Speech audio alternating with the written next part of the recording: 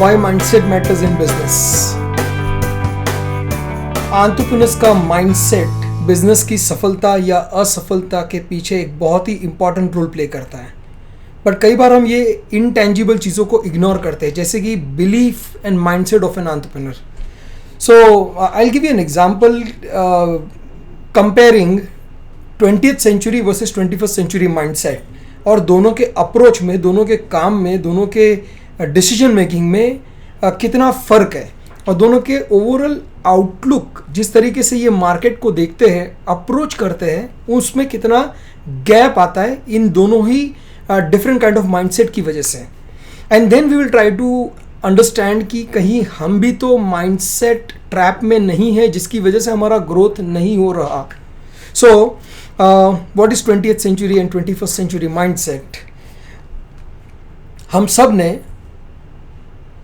20वीं सदी के स्टूडेंट्स ने, खास करके जो 1990 से पहले पैदा हुए, 1990 से पहले जिनकी स्कूलिंग हुई, 1990 से पहले जिनकी अपब्रिंगिंग एंड नर्चरिंग हुई, हमने ये ABCD पढ़ी है, जहाँ पे हमारे लिए A फॉर एप्पल हुआ करता था, B फॉर बॉल या बैट हुआ करता था, C फॉर कैट हुआ करती थी. लेकिन 1990 के बाद जो बच्चे पैदा हुए, खास करके जब से डिजिटलाइजेशन स्टार्ट हुआ पूरी दुनिया में, डिजिटलाइजेशन इरा के बाद के जो बच्चे हैं, जिनकी उसके बाद उनका जन्म हुआ है, उनकी स्कूलिंग हुई है, उनकी नर्चरिंग हुई है, उन्होंने भी ABCD पढ़ी है, लेकिन उनकी ABCD में फ़र्क है. उन्होंने ये ABCD पढ़ी है जहाँ पे उनके लिए A फॉर एप्पल तो है, लेकिन स्टीव जॉब्स वाला एप्पल है. सो इनके लिए C फॉर चैट है. नाउ ज़्यादातर एंटरप्रेन्योर इस समय जो मार्केट में है वो C फॉर कैट समझते हैं, लेकिन C फॉर चैट नहीं समझते. और हमारे काफ़ी बच्चे ऐसे जो C फॉर चैट तो समझते हैं, लेकिन उन्होंने रियल लाइफ में कैट अभी तक देखी नहीं है. अब दोनों ही जनरेशन बहुत ही अलग है ना. इशू इज़ हमारे पास 20वीं सदी के एंटरप्रेन्योर्स हैं और 21वीं सदी के कस्टमर्स, और इनफैक्ट अब जो नए कॉम्पिटिटर्स आ रहे हैं वो भी 21वीं सदी के हैं. सो पूरे मार्केट में एक मिक्स है जहाँ पे 20वीं सदी और 21वीं सदी वाले लोग साथ मिलकर एक दूसरे के साथ ट्रांजैक्शन कर रहे हैं.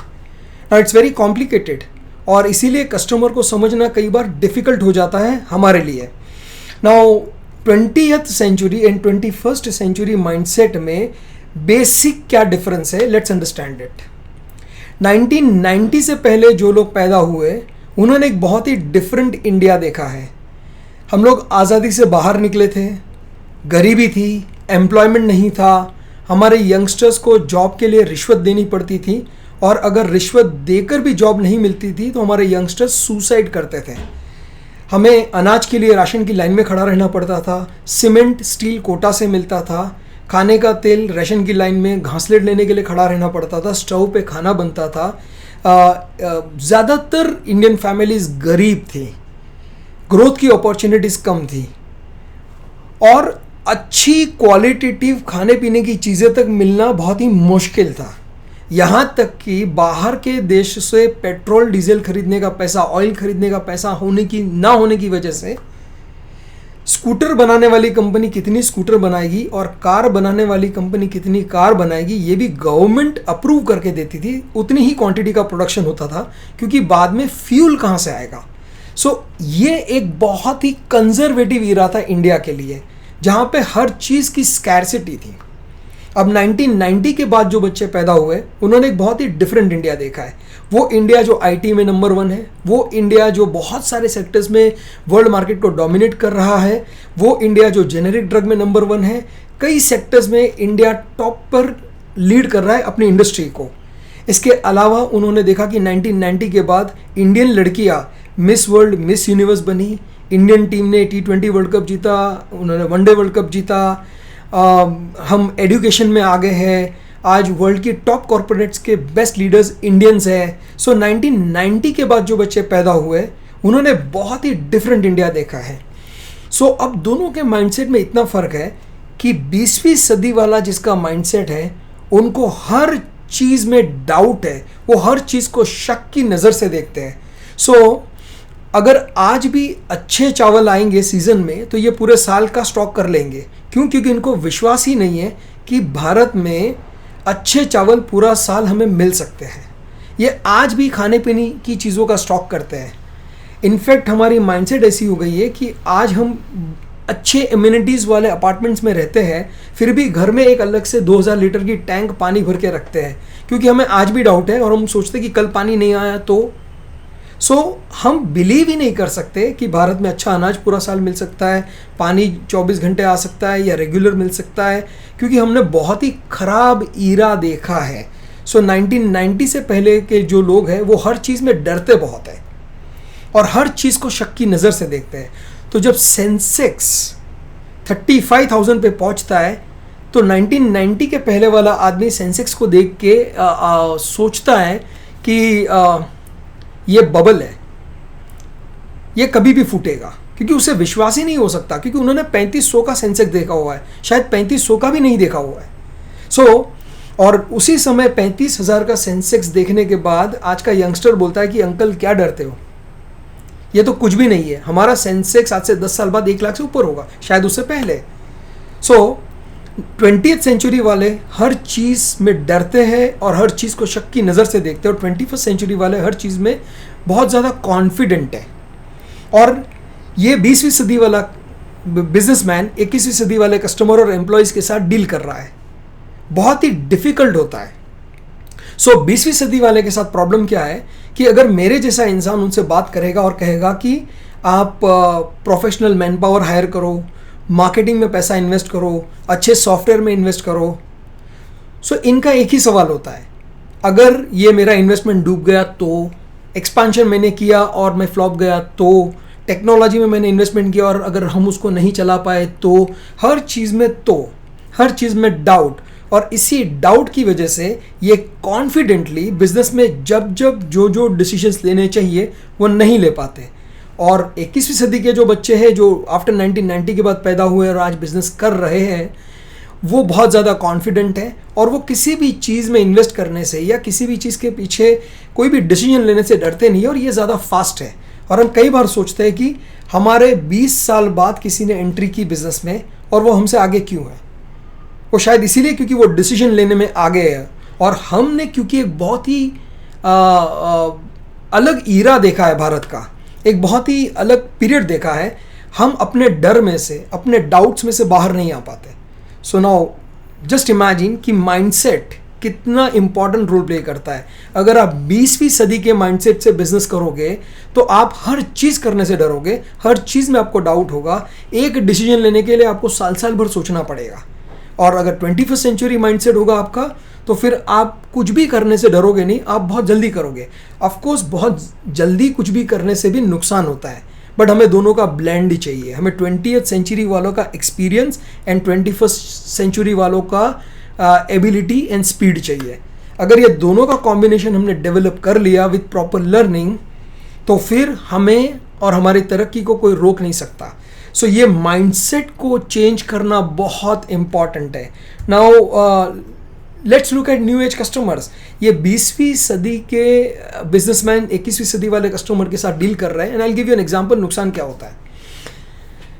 मान लो आज सैमसंग ने कोई नया फ़ोन लॉन्च किया, अब आप एक सेलर हो और आपको शायद ये नहीं पता कि सैमसंग ने फ़ोन लॉन्च किया है, और पता भी है तो उसके एग्जैक्ट टेक्नोलॉजिकल फीचर्स क्या है, उसमें क्या क्या एप्लीकेशन हो सकते हैं, उसकी मेमोरीज क्या है, आप शायद फ़ोन की ज़्यादा टेक्निकलिटीज़ अभी आपने स्टडी नहीं की है। और एक 15 साल का लड़का, उसने चेक किया ऑनलाइन कि सैमसंग ने नया फ़ोन लॉन्च किया है, वो टेक्निकलिटीज़ को समझता है, उसकी लैंग्वेज को समझता है, उसके फीचर्स को समझता है, कितने कलर में अवेलेबल है उसको वो पता है, उसका वेट कितना है उसको पता है। और ऐसा कस्टमर आपके पास आएगा एज ए रिटेलर और आपको कहेगा कि ये मोबाइल दो, अब आज ही लॉन्च हुआ है और आपको नहीं पता, तो आप कहोगे कि ऐसा कोई फ़ोन आता ही नहीं है ना। वो लड़का बोलेगा, 15 साल का बच्चा, कि आप जिस धंधे में हो उसका भी आपको अपडेटेड नॉलेज नहीं है, क्या आप मेरे साथ धंधा करने के लायक हो? एंड उसका जवाब है ना, द आंसर इज नो।